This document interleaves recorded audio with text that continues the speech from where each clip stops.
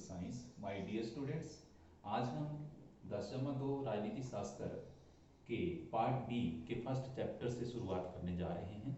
प्यारे बच्चों, आपका पार्ट बी मुख्यतः अंतर्राष्ट्रीय राजनीति, अंतर्राष्ट्रीय संबंधों पर आधारित है और आपका ये जो पार्ट बी का फर्स्ट चैप्टर है, आपका शीत युद्ध काल, गुट निरपेक्षता, ये अन्य सभी लेसन्स का आधार है। अगर आपने इस चैप्टर को अच्छे ढंग से समझ लिया तो आपको आने वाले जो अन्य चैप्टर होंगे वो बड़ी अच्छे ढंग से जो है वो समझ आ जाएंगे।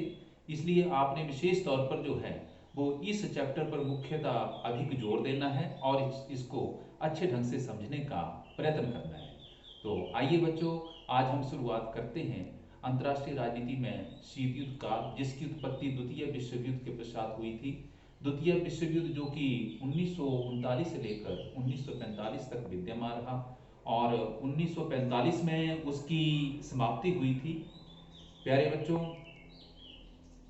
6 अगस्त 1945 को नागासाकी तथा 9 अगस्त 1945 को जो है हिरोशिमा नामक दो जापानी शहरों पर अमेरिका के द्वारा अणु बम का प्रयोग करने से जो है वो द्वितीय विश्व युद्ध लगभग समाप्त हो गया था। तथा इस द्वितीय विश्व युद्ध में जो है वो भारी जान माल का नुकसान जो है वो पूर्ववर्ती महाशक्तियों जैसे कि हम ब्रिटेन, इटली, फ्रांस, ऑस्ट्रिया आदि का, जापान को हम लेते हैं तो इनको बहुत अधिक आर्थिक हानि जो है वो उठानी पड़ी थी और ये आर्थिक दिवालियेपन के शिकार तक पहुंच गई थी, आर्थिक दिवालियेपन का शिकार हो गई थी। अतः अब विश्व में जो है वो दो महाशक्तियां उभर कर सामने आई, अंतर्राष्ट्रीय राजनीति में दो शक्तियां उभर कर सामने आई, अमेरिका तथा पूर्व सोवियत संघ। और इन दोनों में जो है अंतर्राष्ट्रीय राजनीति में इन दोनों में एक दूसरे से आगे निकल जाने के लिए एक प्रतियोगिता, एक प्रतिद्वंद्विता सी जो है वो आरंभ होगी। अमेरिका के द्वारा जापान पर जो है वो एटम बम का प्रयोग करने से जो है उसने अपना एकाधिकार जो है अंतर्राष्ट्रीय राजनीति में जो वो स्थापित कर लिया था। अमेरिका के द्वारा ये जो एटम बम का प्रयोग जापान पर किया गया, इसको सोवियत संघ जो है वो एक साम्राज्यवादी खतरे के रूप में और विशेष तौर पर जो है वो साम्यवाद के लिए एक खतरा महसूस करने लगा था। अतः उसमें भी एक शक्ति के रूप में अमेरिका के समान आने के लिए एक प्रतियोगिता सी जो है वो आरंभ होगी।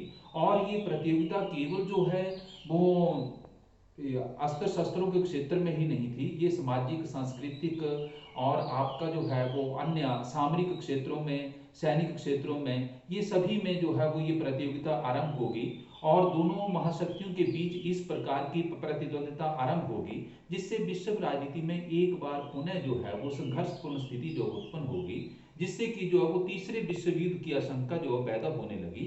परंतु इस बार जो ये जो स्थिति उत्पन्न हुई तो इसको हम जो है वो सशस्त्र शांति का युग या हम इसको जो है वो शीत युद्ध के नाम से जो है वो इस अवस्था को जाना गया, जो कि 1945 से लेकर 1990 तक अंतर्राष्ट्रीय राजनीति में जो विद्यमान रहा था। तो शीत युद्ध का हम जो है वो इसकी परिभाषा जानने से पहले सबसे पहले हम जानेंगे कि क्यूबा मिसाइल संकट क्या था। तो हम बात करते हैं क्यूबा मिसाइल संकट, क्यूबियन मिसाइल क्राइसिस कैसे उत्पन्न हो गया था। प्यारे बच्चों, क्यूबा अमेरिका के दक्षिण पूर्व में स्थित एक छोटा सा साम्यवादी देश है। वहां पर 1959 में फिदेल कास्त्रो के नेतृत्व में एक साम्यवादी क्रांति हुई थी और ये साम्यवादी क्रांति जो थी वो साम्यवादी विचारधारा से प्रेरित थी और इसको सोवियत संघ का पूर्ण समर्थन प्राप्त था। परंतु सोवियत संघ को इस बात का भय था कि कहीं ऐसा ना हो अमेरिका इस क्रांति को विफल कर दे। अतः सोवियत संघ ने जो है 1962 में क्यूबा में जो है वो मिसाइलों की तैनाती कर दी, जिसकी तैनाती की परिधि में जो है वो अमेरिका के छोटे बड़े शहर जो है वो शामिल थे। अब अमेरिका ने जो है वो सोवियत संघ पर ये दबाव बनाया कि वे अपनी मिसाइलें वहां से हटा लें, नहीं तो जो है वो तीसरा विश्व युद्ध जो है वो आरंभ हो सकता है। तो बढ़ते हुए अंतर्राष्ट्रीय दबाव के कारण सोवियत संघ ने अपनी मिसाइलें वहां से हटा ली थी और फिर जो है वो अमेरिका ने भी अपने जंगी जहाजों को वापस बुला लिया था। तो इस प्रकार से क्यूबा मिसाइल संकट का जो वो समाधान हो गया था। कहते हैं कि अगर क्यूबा मिसाइल संकट का समाधान नहीं होता तो तीसरा विश्व युद्ध जो है वो अवश्य ही आरंभ हो जाना था। तो इस प्रकार से जो है क्यूबा मिसाइल संकट को जो वो शीत युद्ध की चरम सीमा भी माना जाता है। अब प्यारे बच्चों, हम अध्ययन करेंगे, हम अब जानेंगे कि शीत युद्ध क्या है, व्हाट इज कोल्ड वार। अब शीत युद्ध होता क्या है? शीत युद्ध वैसा युद्ध नहीं है जो कि प्रत्यक्ष रूप से जो है वो लड़ा जाने वाला युद्ध नहीं है, अपितु यह अप्रत्यक्ष रूप से जो है वो लड़ा जाने वाला युद्ध इसको कहा जाता है। और इसमें जो है वो अस्त्र शस्त्रों का प्रयोग नहीं किया जाता है। इसमें इसकी परिभाषा कुछ अलग से है जिसको आपने समझने का प्रयत्न करना है। शीत युद्ध से हमारा अभिप्राय उस अवस्था से है जिसमें वास्तविक युद्ध नहीं होता है, अपितु युद्ध के समान परिस्थितियां बनी रहती हैं। इसका रण क्षेत्र मानव का मस्तिष्क होता है। इसमें दो परस्पर विरोधी पक्ष विद्यमान होते हैं जो प्रत्येक पक्ष से युद्ध के लिए तैयार होते हुए भी किसी कारणवश या तो युद्ध आरंभ नहीं कर पाते हैं या ऐसा करने से जानबूझकर बचते हैं। अंतर्राष्ट्रीय राजनीति में जो है ऐसा शीत युद्ध जो है वो 1945 से लेकर जो है 1990 तक जो विद्यमान रहा, जिसका नेतृत्व जो है वो अमेरिका तथा पूर्व सोवियत संघ कर रहे थे और जिसकी समाप्ति जो है वो दिसंबर 1991 में जैसे ही सोवियत संघ का विघटन हुआ वैसे ही शीत युद्ध भी समाप्त हो गया था। अब प्यारे बच्चों, उसके पश्चात हम जानेंगे कि शीत युद्ध की दो डेफिनेशन जो है कई बार एग्जाम में जो है वो पूछा जाता है कि शीत युद्ध की दो परिभाषा दें। तो सबसे पहले है पंडित जवाहरलाल नेहरू के शब्दों में, शीत युद्ध प्राचीन शक्ति संतुलन की अवधारणा का नवीन रूप है या दो विचारधाराओं का संघर्ष न होकर दो भीमकाय शक्तियों का पारस्परिक संघर्ष है। जोसेफ फ्रैंकल कहता है शीत युद्ध को दो बड़े राज्यों के मध्य विद्यमान गहरी प्रतियोगिता अर्थात चालनों व प्रतिचालनों का सिलसिला माना जा सकता है। तो इस प्रकार से ये शीत युद्ध का आपका जो है वो इसकी परिभाषा हुई। अब प्यारे बच्चों, हम अध्ययन करेंगे शीत युद्ध के साधन, मीन्स ऑफ कोल्ड वॉर। शीत युद्ध के साधन क्या थे? साधन का अभिप्राय डियर स्टूडेंट्स ये है कि ऐसे कौन से साधन जो है वो दोनों महाशक्तियों के द्वारा अपनाए गए जिससे कि शीत युद्ध को बढ़ावा मिला और जिससे कि दोनों महाशक्तियों ने जो है वो ऐसे कौन कौन से साधनों को प्रयोग में लाया जिससे कि शीत युद्ध जो है वो आगे बढ़ा। तो सबसे पहले हम बात करते हैं प्रचार। प्रचार जो है वो शीत युद्ध का एक महत्वपूर्ण साधन है, क्योंकि प्रचार के द्वारा जो है वो दोनों महाशक्तियों ने अपने नीतियों तथा कार्यक्रमों की जो है वो इसमें दोनों महाशक्तियों के द्वारा अपने नीतियों तथा कार्यक्रम की जो है वो अपने देश की जनता में दूसरे देश की जनता में जो है वो प्रशंसा की जाती और दूसरे देश की नीतियों तथा कार्यक्रम की जो है वो आलोचना की जाती थी। तो इसके लिए जो है वो दोनों ही महाशक्तियों ने अमेरिका तथा पूर्व सोवियत संघ ने जो है वो प्रचार के लिए जो है वो जैसे कि समाचार पत्र, पत्रिकाओं, रेडियो, टेलीविजन आदि का जो है वो सहारा लिया गया और जिसके माध्यम से दोनों महाशक्तियों ने अपने नीतियों तथा कार्यक्रम की जो प्रशंसा जो है वो की जाती थी और विरोधी पक्ष के नीतियों तथा कार्यक्रम की जो है वो आलोचना की जाती थी। तो इससे जो है वो शीत युद्ध को बढ़ावा मिला। फिर प्यारे बच्चों, हम बात करते हैं कूटनीति। कूटनीति भी जो है वो शीत युद्ध का एक महत्वपूर्ण साधन है। कूटनीति का अभिप्राय ये है जिसमें कि ये एक कूटनीतिक साधनों के द्वारा लड़ा जाने वाला भी युद्ध था। जिसके कूटनीति में होता क्या है कि इसमें जो दो परस्पर विरोधी गुट जो विद्यमान होते हैं वो आपस में जो है वो संबंध बनाए रखते हैं, समकालीन संबंध बनाए रखते हैं, परंतु अप्रत्यक्ष रूप में वे जो है वो आपस में शत्रु भाव रखते हैं और एक दूसरे को जो है वो हानि पहुंचाने, नुकसान पहुंचाने का जो प्रयत्न करते रहते हैं। अंतर्राष्ट्रीय स्तर पर जो है जैसे कि शत्रु पक्ष को जो है वो अकेला छोड़ देना और नए नए मित्रों की खोज करना और इसी प्रकार से जो है वो जितनी भी अंतर्राष्ट्रीय गतिविधियां होती हैं उनको अपने हितों के लिए, अपने विदेशी संबंधों के अनुसार, अपने राष्ट्रीय हितों के अनुसार जो वो संचालित करने का प्रयत्न करना और अपनी बात को जो है वो सही साबित करने का जो प्रयत्न करना, चाहे वो झूठ बोलने की कला के रूप में हो, चाहे वो छल कपट के माध्यम से है। तो दोनों ही महाशक्तियों के द्वारा, अमेरिका के द्वारा भी और पूर्व सोवियत संघ के द्वारा भी जो है वो इस कूटनीति का प्रयोग जो है वो शीत युद्ध के साधन के रूप में किया गया। अब प्यारे बच्चों नंबर 3 पर हम बात करेंगे डियर स्टूडेंट्स, जासूसी स्पाइंग। जासूसी भी शीत युद्ध का एक साधन है। जासूसी एक ऐसी कला थी जिसके माध्यम से जो है वो एक राष्ट्र जो है वो दूसरे राष्ट्र के सामरिक, सैनिक, सांस्कृतिक, आर्थिक गतिविधियों की जानकारी जो है वो गुप्त तरीके से प्राप्त करने का प्रयत्न करता है कि किस देश में कैसी सैनिक तैयारियां चली हुई हैं, उसकी सामरिक क्षमता जो है वो कितनी है। यद्यपि जासूसी का जो प्रयोग है वो काफी लंबे समय से जो है वो किया जा रहा था अंतर्राष्ट्रीय संबंधों में भी, इससे शीत युद्ध से पहले भी होता था, परंतु शीत युद्ध के दौरान दोनों महाशक्तियों के द्वारा जो है जासूसी का प्रयोग जो है वो एक बड़े स्तर पर किया गया। और U-2 विमान घटना जो कि 1960 में घटित हुई थी, और अमेरिका ने जो है, जब अमेरिका का एक टोही विमान जो है वो सोवियत संघ के सामरिक और सैनिक महत्वपूर्ण ठिकानों की जो है वो जानकारियां जो वो प्राप्त कर रहा था, जिसको कि सोवियत संघ ने मार गिराया था। तो जासूसी भी जो है वो शीत युद्ध का एक साधन माना जाता है। उसके बाद हम बात करते हैं डियर स्टूडेंट्स आर्थिक सहायता। आर्थिक सहायता भी जो है वो शीत युद्ध का एक महत्वपूर्ण साधन है, और दोनों ही महाशक्तियों ने आर्थिक सहायता को जो है वो एक साधन के रूप में प्रयुक्त किया है। जैसे कि द्वितीय विश्व युद्ध के पश्चात एशिया, अफ्रीका तथा लैटिन अमेरिका के बहुत सारे देश जो है वो स्थानांतर हुए। इन देशों की जो है वो आर्थिक स्थिति जो है वो अच्छी नहीं थी, तो दोनों महाशक्तियों ने इनको अपने गुट में शामिल करने के लिए, अपने गुटों का जो पिछलग्गू बनाने के लिए जो है इन देशों को जो है वो आर्थिक सहायता दी, जिसमें कि इन देशों को जो है वो ऋण संबंधी सुविधाएं दी जाती, आर्थिक पैकेज की घोषणा की जाती थी, तकनीकी सहायता देना, और इसके अतिरिक्त जो है वो वहाँ के सार्वजनिक उपक्रमों में जो वो निवेश करना, तो आदि के रूप में जो है वो आर्थिक सहायता दी जाती थी, ताकि ये एशिया, अफ्रीका, लैटिन अमेरिका के तीसरे विश्व के पिछड़े हुए देश जो हैं वो इनके गुटों में जो है वो शामिल हो सके। तो दोनों ही महाशक्तियों के द्वारा जो है वो आर्थिक सहायता को भी एक साधन के रूप में प्रयोग किया गया। अब हम बात करते हैं शक्ति का प्रदर्शन करना। इसी प्रकार से जो है वो शक्ति का प्रदर्शन भी जो है वो शीत युद्ध का एक महत्वपूर्ण साधन है। इसके अंतर्गत होता क्या था कि दोनों ही महाशक्तियों के द्वारा अपनी सैनिक क्षमता, अपने जो उनके अस्त्र शस्त्र होते थे, तकनीक होती थी, उसका प्रचार प्रसार जो है वो ना केवल अपने देश की जनता में अपितु दूसरे देश की जनता में जो है वो करने का प्रयत्न किया जाता था, और इसके माध्यम से ये बताने का प्रयत्न किया जाता था कि उनके जो अस्त्र शस्त्र हैं, तकनीक है, वो विरोधी पक्ष से अच्छी है। तो दोनों ही महाशक्तियों के द्वारा जो है वो शक्ति को भी एक साधन के रूप में प्रयोग किया गया था।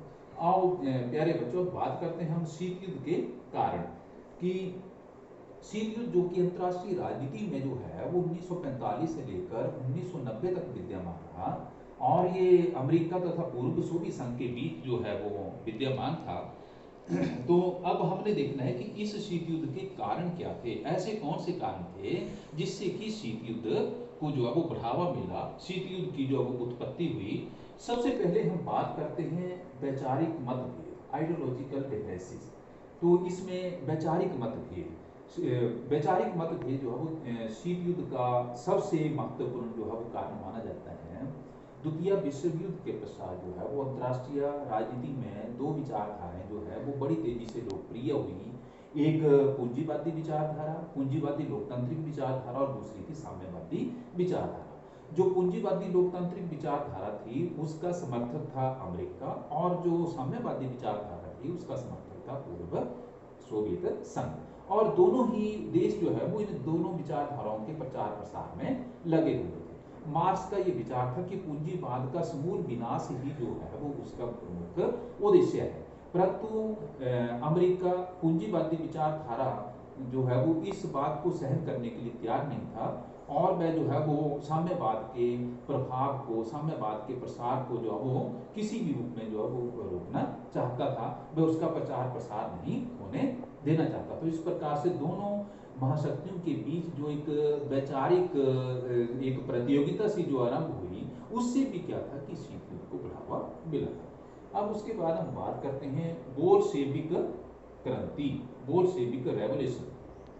प्यारे बच्चों, शीत युद्ध का दूसरा महत्वपूर्ण कारण जो है वो बोल्शेविक क्रांति को माना जाता है। 1917 में रूस में सोवियत संघ में जो है वो क्या हुआ था कि लेनिन के नेतृत्व में सर्वहारा वर्ग हुआ, जैसे कि कृषक हो गया, किसान हो गए, मजदूर हो गए, इन सभी को सर्वहारा वर्ग में जो है वो शामिल किया जाता है। इन्होंने मिलकर जो है वो क्रांति की और अपने देश से पूंजीवादी व्यवस्था को उखाड़ दिया और साम्यवादी समाज की जो है वो स्थापना की थी। तो इस अब रूस में ये पूर्व सोवियत संघ में ये जो साम्यवादी समाज की स्थापना हुई, अब इस क्रांति का विरोध जो है वो अमेरिका तथा पश्चिम के देश जो करने लगे, वो इस कारण से इस क्रांति का विरोध करने लगे कि कहीं हमारे देश में भी जो है वो ऐसा नहीं हो जाए कि कहीं जो है वो मतलब कृषक, किसान, श्रमिक, सर्वहारा वर्ग मिलकर जो है वो क्रांति ना कर दे और पूंजीवादी व्यवस्था को उखाड़ फेंके। तो इससे क्या हुआ कि काफी लंबे समय तक जो पश्चिमी देशों, अमेरिका ने जो है वो सोवियत संघ को एक साम्यवादी देश के रूप में मान्यता नहीं दी थी और ब्रिटेन 1924 में और फिर 1933 में जाकर अमेरिका ने जो है वो सोवियत संघ को एक देश के रूप में जो मान्यता दी थी। तो इस प्रकार से जो है बोल्शेविक क्रांति का जो है अमेरिका के द्वारा विरोध करना, ये भी शीत युद्ध का एक कारण माना गया। अब हम बात करते हैं अमेरिका द्वारा अणु बम का प्रयोग करना। अमेरिका ने गुपचुप ढंग से जो है वो परमाणु बम का आविष्कार कर दिया था, परंतु सोवियत संघ को इसके बारे में कोई भी जानकारी नहीं थी। दूसरे जब 1945 में जो है वो अमेरिका के द्वारा जापान के दो शहरों नागासाकी तथा हिरोशिमा पर 6 अगस्त 1945 और 9 अगस्त 1945 को जो है वो अमेरिका के द्वारा परमाणु बम का प्रयोग किया गया, तो इसकी जानकारी जो है वो सोवियत संघ को नहीं दी गई। तो सोवियत संघ जो है वो अब अमेरिका से नाराज रहने लगा और सोवियत संघ की नाराजगी का कारण ये था कि सोवियत संघ ने ये कहा कि जब मैं युद्ध में मित्र देशों के साथ था तो मेरे से इस परमाणु रहस्य को क्यों छिपाया गया। जैसे कि अमेरिका ने परमाणु बम का आविष्कार कर लिया था, इसकी जानकारी ब्रिटेन को थी, परंतु सोवियत संघ को इसकी कोई जानकारी नहीं थी। दूसरे ये मेरे से इस रहस्य को भी क्यों छिपाया गया कि मेरे से मुझे जानकारी दिए बिना जो है वो जापान के दो शहरों पर जो है वो एटम बम का प्रयोग अमेरिका के द्वारा किया गया, तो ये जानकारी मुझे क्यों नहीं दी गई। तो इससे जो है वो अब सोवियत संघ के मन में जो है वो अमेरिका के प्रति जो है वो एक शंका सी पैदा होने लगी, तो जिससे कि जो है वो शीत युद्ध को बढ़ावा मिला था। अब बात करते हैं अमेरिकी विरोधी प्रचार। द्वितीय विश्व युद्ध के पश्चात जो है वो सोवियत संघ ने जो है वो अमेरिकी विरोधी प्रचार जो है वो तेज कर दिया था। इसके अंतर्गत जो है वो सोवियत संघ के द्वारा जो है वो अमेरिका की नीतियों तथा कार्यक्रम की जो है वो आलोचना की जाती थी तथा अपने नीतियों तथा कार्यक्रम की जो है वो अपने देश की जनता में तथा दूसरे देश की जनता में जो है वो उसका जो है प्रशंसा की जाती थी। और इसके लिए जो है वो सोवियत संघ की जो ताज तथा ईजाबेस्ती एजेंसियां थी, उन्होंने जो है उनमें ऐसे ऐसे भद्दे लेख टिप्पणियां लिखी जाती जिसमें कि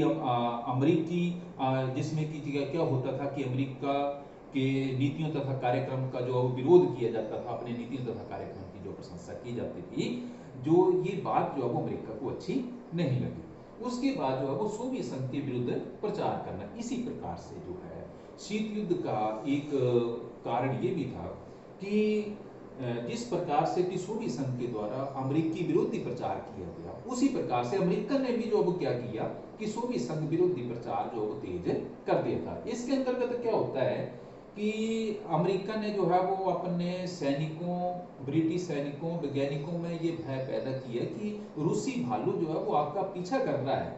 उसका कहने का तात्पर्य ये था, इस तरह का जो है मतलब भय पैदा करने का उद्देश्य ये था कि ताकि उनके सैनिक और वैज्ञानिक जो है वो अच्छे परिणाम जो है वो दे सके। तो और इसके अतिरिक्त अमेरिका ने जो है वो अमेरिका ने क्या किया कि उसके जो सोवियत संघ की नीति तथा कार्यक्रम की जो है वो आलोचना की जाती, अपने नीतियों तथा कार्यक्रम की जो है वो अमेरिका के द्वारा प्रशंसा की जाती थी। तथा अमेरिका ने ये कहा कि ये जो साम्यवाद है ये पश्चिमी देशों के लिए और पूंजीवादी विचारधारा के लिए जो है वो खतरनाक है। तो इसका जो है वो अमेरिका के द्वारा सोवियत संघ का जो है वो किसी भी रूप में जो है उसका विरोध किया जाने लगा। उसके बाद हम बात करते हैं बर्लिन की नाकेबंदी। अब होता क्या है, शीत युद्ध का एक कारण ये भी था कि जून 1948 में जो है सोवियत संघ के द्वारा लंदन प्रोटोकॉल की अवहेलना करते हुए जो है वो बर्लिन की नाकेबंदी कर दी गई और बर्लिन का दो और जर्मनी का जो है वो दो भागों में विभाजन हो गया, पूर्वी जर्मनी और पश्चिमी जर्मनी में। ठीक है, अब होता क्या है कि जब सोवियत संघ के द्वारा जो है वो बर्लिन की जून 1948 में जो है वो नाकेबंदी कर दी जाती है, तो इसका विरोध जो है वो पश्चिमी देशों अमेरिका के द्वारा किए जाने लगता है और उन्होंने जो है वो इसका विरोध करने के लिए संयुक्त राष्ट्र संघ की सुरक्षा परिषद में इसका विरोध करने का फैसला किया। तो इस प्रकार से जो सोवियत संघ के द्वारा ये जो बर्लिन की नाकेबंदी की गई, इससे शीत युद्ध को बढ़ावा मिला था। अब हम बात करते हैं सोवियत संघ द्वारा बार बार वीटो का प्रयोग करना। पूर्व सोवियत संघ को जो है वो संयुक्त राष्ट्र संघ की सुरक्षा परिषद में जो है वो वीटो की शक्ति प्राप्त थी, निषेध अधिकार की शक्ति प्राप्त थी। सोवियत संघ जो है वो संयुक्त राष्ट्र संघ की सुरक्षा परिषद में बार बार जो है वो इसका प्रयोग करता था और जिससे कि संयुक्त राष्ट्र संघ की और विशेष रूप से सुरक्षा परिषद की कार्य प्रणाली जो वो प्रभावित होती थी। और इसमें संयुक्त राष्ट्र संघ की सुरक्षा परिषद में जो भी प्रस्ताव जो हैं वो अमेरिका तथा पश्चिम के देशों के द्वारा जो है वो सुरक्षा परिषद में प्रस्तुत किए जाते, सोवियत संघ जो है वो सदैव उनका विरोध करता था। उसके विरोध करने का कारण ये था कि सोवियत संघ का ये मानना था कि अमेरिका जो है वो संयुक्त राष्ट्र और उसकी सुरक्षा परिषद का जो प्रयोग है वो अपने राष्ट्रीय हितों के लिए, अपने विदेशी हितों के लिए जो है उसका प्रयोग करता है, वो उसको एक अमेरिकन संस्था मानता रहा है। तो इस प्रकार से जब सोवियत संघ बार बार जो है वो संयुक्त राष्ट्र संघ की सुरक्षा परिषद में वीटो का प्रयोग करता, तो ये कार्रवाई अमेरिका तथा पश्चिम के देशों को अच्छी नहीं लगती, जिससे कि शीत युद्ध को बढ़ावा